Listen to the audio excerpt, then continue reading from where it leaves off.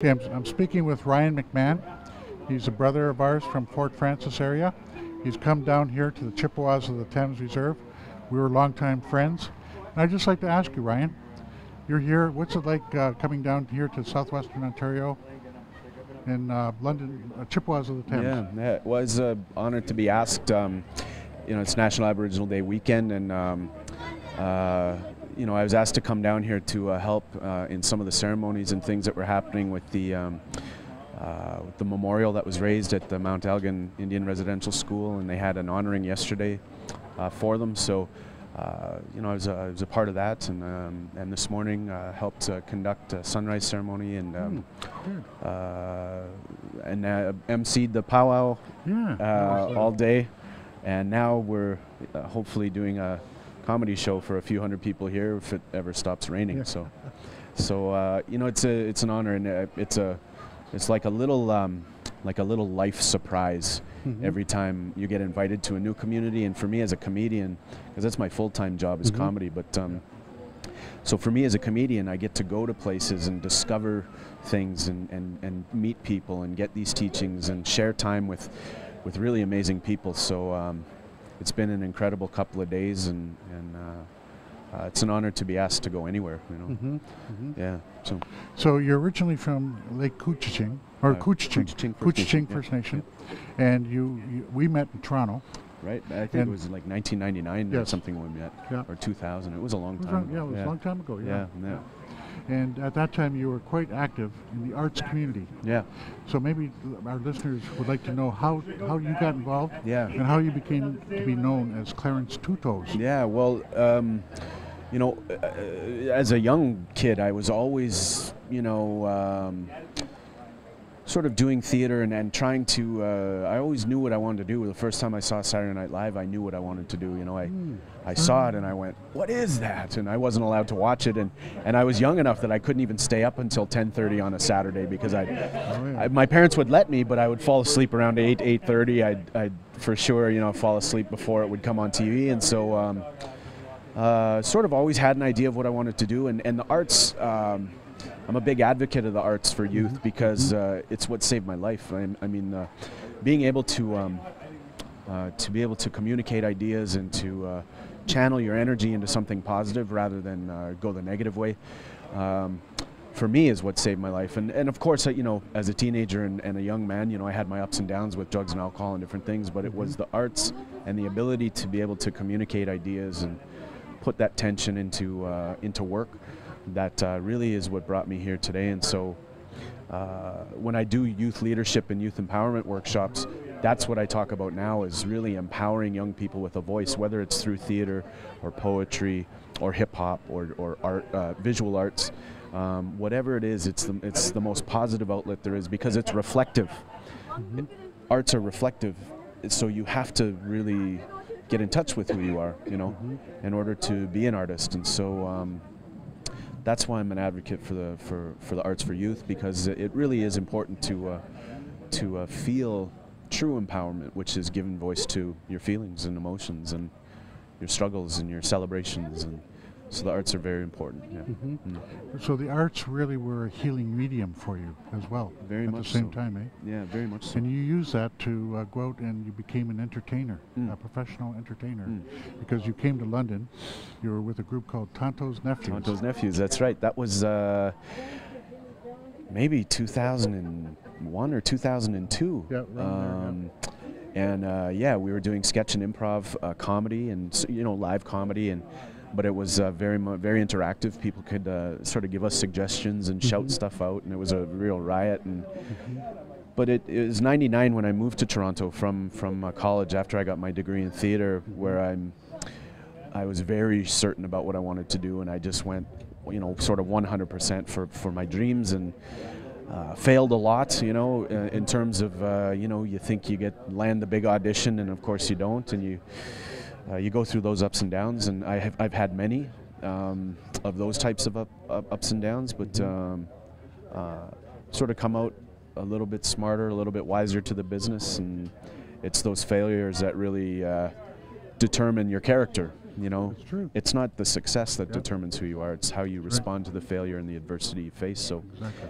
So it's probably a teaching you gave me, by the way. No, it certainly develops character. You're right about that. Yeah. And when you're not, and this is what I tell young people too, when you're not going for your dreams, when you're not trying to attain your goals, or if you don't even bother setting goals, then you never know what you're going to be made of. You know, you don't know what's possible until you try.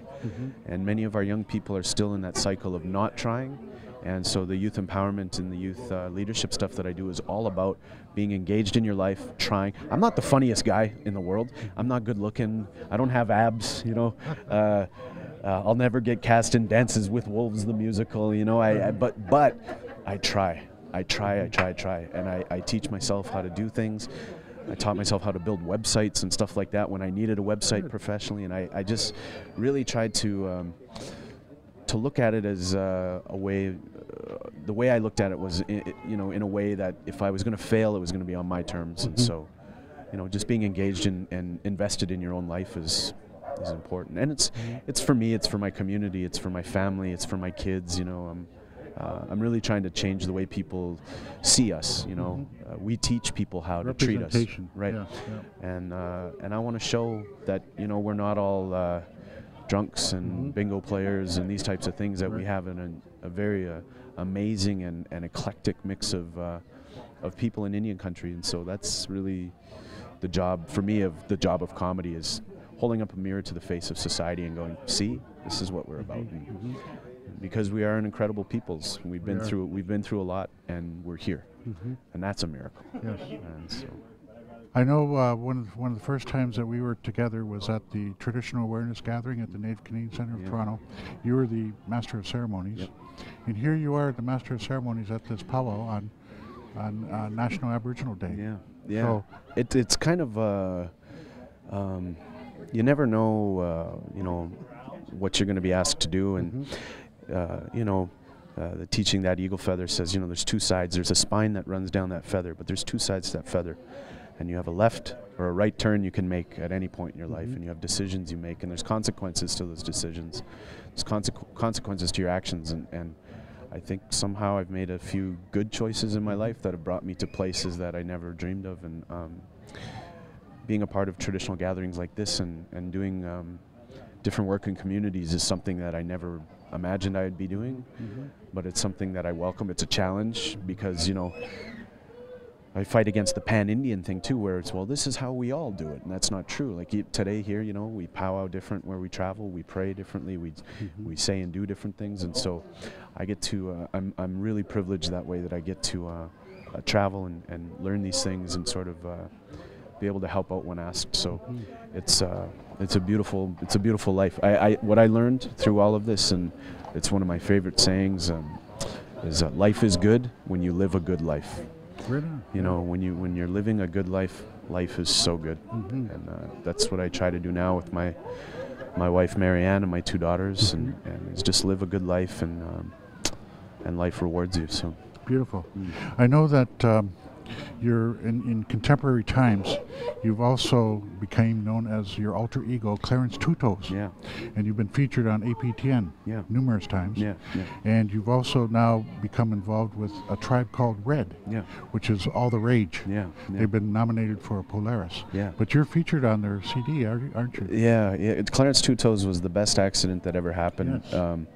I was a stay-at-home dad with my youngest at the time. My wife was working, and I bought a laptop because I was going to go to law school, and tucked comedy away forever, and was at peace with it. And one night I was writing something, and I accidentally clicked on a GarageBand, which is a voice program, like a music program, and I started to fiddle with it a little bit, and I saw there was a podcast thing, and I hit record on that, and I spoke into the microphone, and I saw this thing come to life, and I put on a voice, and this whole accident was born. And the character itself, like the videos on YouTube have gone viral, and you know, I'm in the millions of views for that, and people started to know Clarence Two Toes as this internet character, and it's the thing that's, I think, really thrusted my comedy forward in a big way back about 3 years ago, was the discovery of this guy, that sort of the edgy, angry, dark side of me that sort of lives inside, and gives voice to a lot of comedy that I wouldn't necessarily be able to do as myself or would want to do as myself. But Clarence Trutos is sort of more the social critic, the guy that sort of takes the piss out of everything. You know, there's no boundaries to what he will or won't say, and he just kind of tries to tell it like it is. So, and then, you know, as people started to really like the character, then I started to be more cognizant of what I was putting out there in terms of content, and that's when A Tribe Called Red and Wob Canoe and a bunch of other artists sort of took note and started to sample my videos and audio clips and pieces of my podcast that I do on the internet, and which is on iTunes, and they started to sample that work and put it into theirs, and in the spirit of partnership and sort of camaraderie, you know, building a network of young Indigenous artists that are really changing the way we work out there, and it's an honor to be a very small bit of a big movement, and there's a lot of amazing art happening right now, and amazing music, and amazing comedy, and you know, we have a long way to go, but it's an incredible time. Yeah, and like you were in the trenches, like you started off, you know, learning that, and then now you're right on the cutting edge of it. Yeah, I mean, that's what a lot of people think. Like Clarence Truto, like I started full time again in 2008, full time doing comedy, and so people think it's only been 4 years. But I mean, I moved to Toronto in '99. I went through Second City, trained there for 3 years. You know, went to the conservatory. I didn't know that. Yeah, I graduated from there.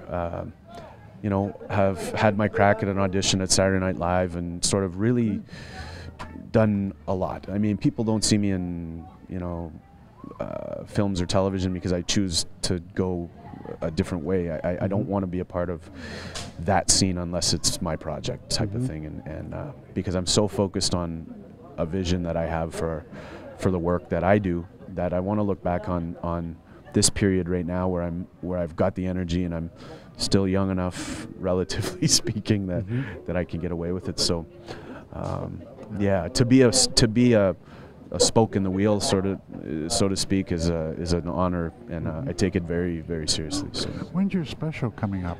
Yeah, I just taped a 1-hour comedy special for CBC Television. I'm the first Native comic to ever tape a 1-hour comedy special for mainstream TV, and yeah, it was a big shock, and we worked really hard, and I'm really proud of it. It's called Ryan McMahon Unreserved, and it tentatively is set to air August 18th, but the dates are flexible. It could be the 25th, it might be September long weekend, but for now it's August 18th. Yes. Yeah. Well, I'd just like to say that every time you come to London or come to this area of the Great Lakes watershed, you always leave a lasting impression. Oh. And we're always glad when you come down and you share your gift. No, thank you. Your gift of you know, the 7 grandfather teachings, and your own gift of comedy and expression of your feelings and your arts. The arts, you know, that's your strength. Eh? It's I remember as a kid, my grandmother told me that.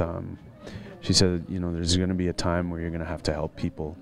And I never knew what that meant until I started talking to people after shows. And I would get emails. I've gotten many emails where, one in particular that I'll tell you about, that this woman emailed me from South Dakota and said that her family was sitting around at a gathering one time, and they were all watching the computer, watching my videos.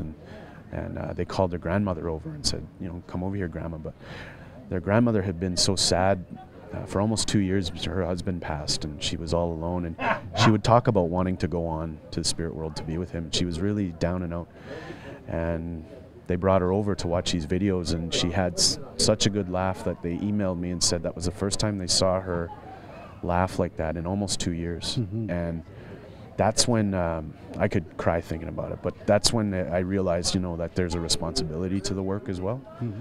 And it really shapes what I do and who I am, and without the people out there watching and paying for tickets and buying t-shirts and emailing me and asking me to come, and without the people, I'm nothing. So I have to be grateful, I have to be thankful, and be gracious with time, and it's the most important thing, is to stay humble and just sort of know where you stand. You know, it's good work that I do, but it's not important. Like, you know, it's just kind of like, it's fun.